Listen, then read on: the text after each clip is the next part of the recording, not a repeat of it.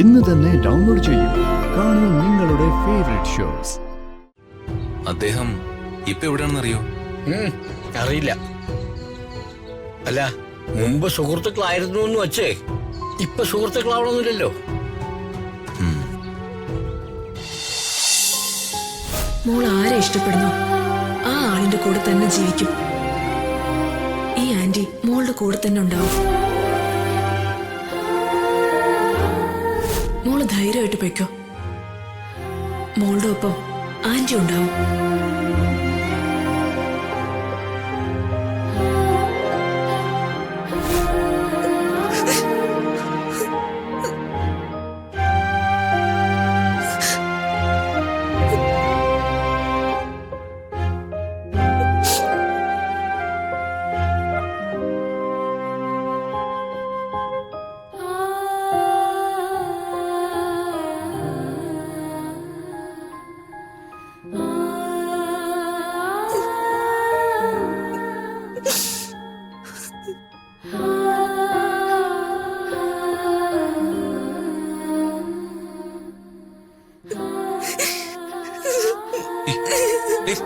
Madam, madam,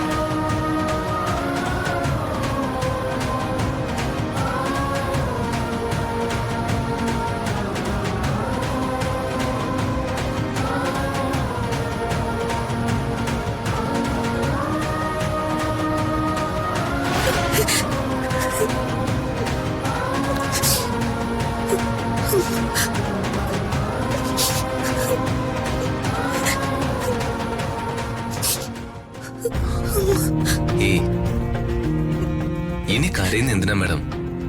സന്തോഷിക്കല്ലേ ചെയ്യണ്ടേ? അമ്മ ആരാണെന്ന് മനസ്സിലായി.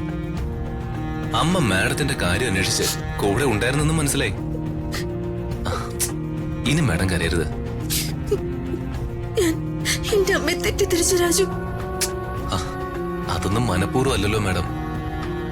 ആർക്കും തോന്നിപ്പോകുന്ന കാര്യം മാഡത്തിനും തോന്നിപ്പോയി. അത് സ്വാഭാവികമല്ലേ? ഞാൻ ഇന്നലെ മാഡത്തിനോട് പറഞ്ഞില്ലേ, അമ്മ ഒരു ദുഷ്ടയാവാൻ യാതൊരു സാധ്യതയില്ലാന്ന്. അമ്മ മാഡത്തിനെ വിട്ട് ദൂരെ എങ്ങും പോയിരുന്നില്ല. മാഡത്തിനെ എപ്പോഴും കാണാവുന്ന അകലത്തിൽ തന്നെയായിരുന്നു മാഡത്തിന്റെ അമ്മ നിന്നത്. അവര് മാഡത്തിന്റെ ജീവിതത്തിലെ പല പ്രധാന കാര്യങ്ങൾക്കും സാക്ഷിയായിരുന്നു. പിന്നെ എന്തിനാ രാജു അമ്മ എന്നെ വിട്ടിട്ട് പോയത്? എന്തിനാ അമ്മ എന്റെ സ്വന്തം അമ്മയാണെന്നുള്ള കാര്യം എന്നോട് മറച്ചു വെച്ചത്? മീരയാണെന്ന് എന്തിനാ എന്നോട് കള്ളം പറഞ്ഞത്? അമ്മ എന്നെ വിട്ടിട്ട് ഇത്ര നാൾ എവിടെയായിരുന്നു രാജു? എനിക്കൊന്നും മനസ്സിലാവുന്നില്ല. മകളെ ഉപേക്ഷിച്ചു പോയ ഒരു അമ്മയല്ല പത്മാവതി മാഡമെന്ന് ഇപ്പൊ മാഡത്തിന് മനസ്സിലായില്ലേ? വർമ്മ സാറും പത്മാവതി മാഡവും വളരെ നല്ലവരാ. പക്ഷേ പിന്നെ എന്തിനായിരിക്കും അവര് പരസ്പരം പിരിഞ്ഞത്? എന്തിനാ സ്വന്തം മകളെ വിട്ട് അവരിങ്ങനെ മാറി നിൽക്കുന്ന? ഒരു നോർമൽ സെൻസ് വെച്ച് നമുക്ക് ആലോചിക്കാവുന്നേ ഉള്ളൂ. വർമ്മ സാറിന്റെ പത്മാവതി മാഡത്തിന്റെ ജീവിതത്തിൽ കയറി ആരോ കളിച്ചിട്ടുണ്ട്. അത് നമുക്ക് അന്വേഷിച്ച് കണ്ടെത്താം. അതിനു മുമ്പ് നമുക്ക് കണ്ടെത്തേണ്ടത് മാഡത്തിന്റെ അമ്മയെ. മാഡം വാ, നമുക്ക് റെഡിയാവാം.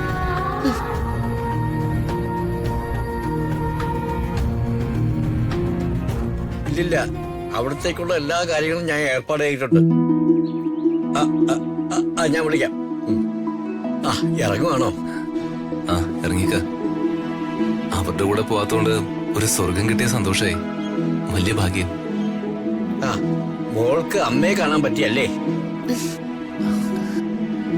അമ്മയെ ഇതിനു മുമ്പും കണ്ടിട്ടുണ്ട്. പക്ഷെ അത് അമ്മയായിരുന്നെന്ന് അല്പം മുമ്പ് തിരിച്ചറിഞ്ഞ്.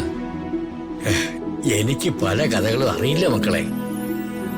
വർമ്മ സാറും പത്മാവതി തമ്പുരാട്ടിയും തമ്മിലുള്ള കല്യാണം കഴിഞ്ഞ് അവരിവിടുന്ന് പോയതിനു ശേഷം ചിലതൊക്കെ കേട്ടതല്ലാതെ പലരും വ്യക്തമായിരുന്നില്ല. അല്ല, ചിലതൊക്കെ വിഷമങ്ങൾ ഉണ്ടാക്കുന്ന കാര്യങ്ങളായതുകൊണ്ട് വിശദമായിട്ട് അന്വേഷിക്കാൻ പോയതുമില്ല. വേണ്ട ഞാൻ അല്ല, അയ്യോ, ഇതൊക്കെ ഇതൊക്കെ എന്റെ ഡ്യൂട്ടിയാ.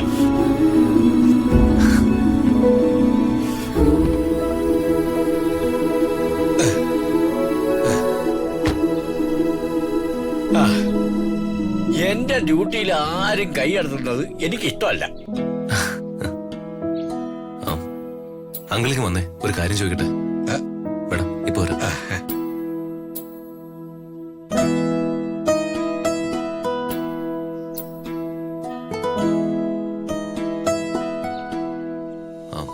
അങ്കിളെ, ഒരു ജഗന്നാഥൻ അറിയോ?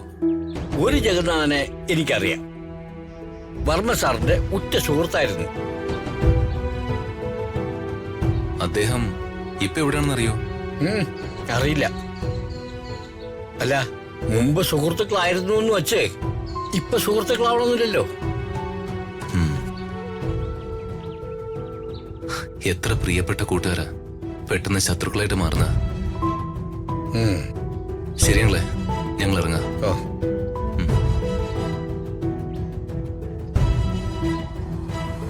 ആ അങ്കിളെ, ഇവിടെ എന്തെങ്കിലും പ്രശ്നങ്ങളുണ്ടെങ്കിൽ അപ്പൊ എന്നെ അറിയിക്കണം. പിന്നെ തീർച്ചയായിട്ടും അറിയിക്കും.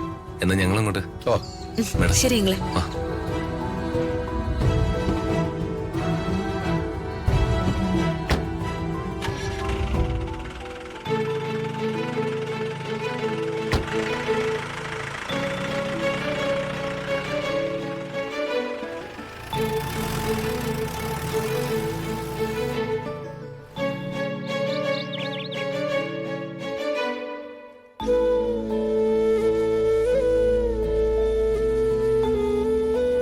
പിന്നെ അമ്മ 1 കിലോ ചെറുപയറും കൂടെ എഴുതണേ. ഇതെന്താ രാധമ്മ അടുക്കള പണി നിർത്തി കഥ എഴുത്തു തുടങ്ങിയോ? പലചരക്ക് സാധനങ്ങൾ വാങ്ങാനുള്ള ലിസ്റ്റ് ആയി എഴുതുന്നേ. കഥ എഴുത്ത് തുടങ്ങിയോന്ന്. നിങ്ങൾക്ക് എന്താ അമ്മേ? എനിക്ക് കുന്തം. ദേ, ഞാനൊരു കാര്യം പറഞ്ഞേക്കാം.